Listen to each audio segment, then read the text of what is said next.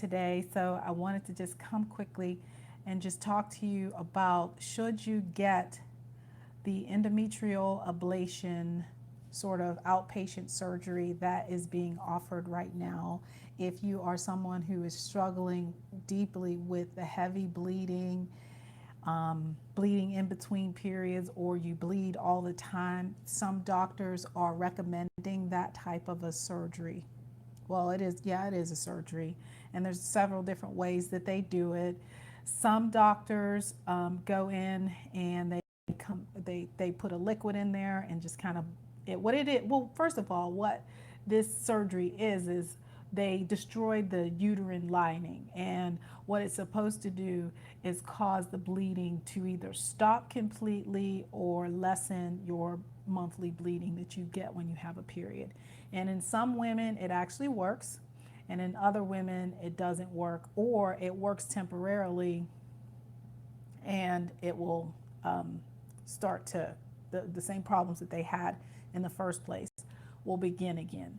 And so I just wanted to talk about that a little bit as to, really, is this something that you should consider?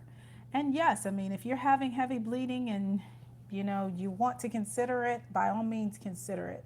But there are a few things I want to tell you before you decide to go and do it. First of all, do research and get peace inside your heart before you decide to go do it, because it even though it is a simple outpatient procedure that they do, there are repercussions to some people getting it. So for example, if you're a woman who wants to have children, it's probably not a good idea for you, because it could ruin your chances of implantation in the future. And some women have had it and they've gotten pregnant and there's been no problem. But all women are not created equal, so you don't know what's going to happen. Same thing, I say the same thing for all these types of procedures, but it's true, because there's no way you can know what your outcome is going to be, how your body is going to respond to these particular issues. Also, if you've had a baby and you've had a cesarean section, it is recommended that you don't get this procedure, because it could aggravate your old cesarean scar.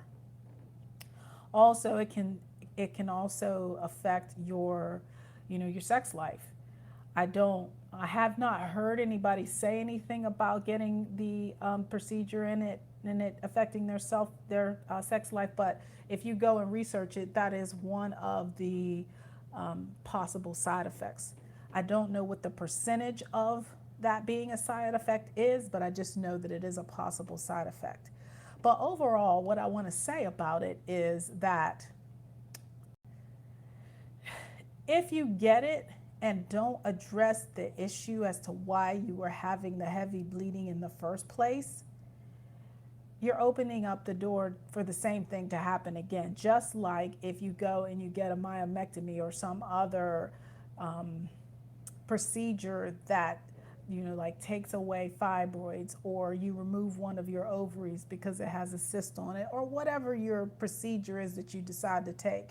If you don't address the root causes of the issue, the problem will return. Like, it is inevitable, because you've got to get to the root cause of why you were having the problem in the first place. So that's really the main thing that I wanted to say about this. It wasn't to get into like the what this procedure is. I didn't want to go deep with it or anything like that, but I just want to say you have to think about what is the root cause of it. Why are you bleeding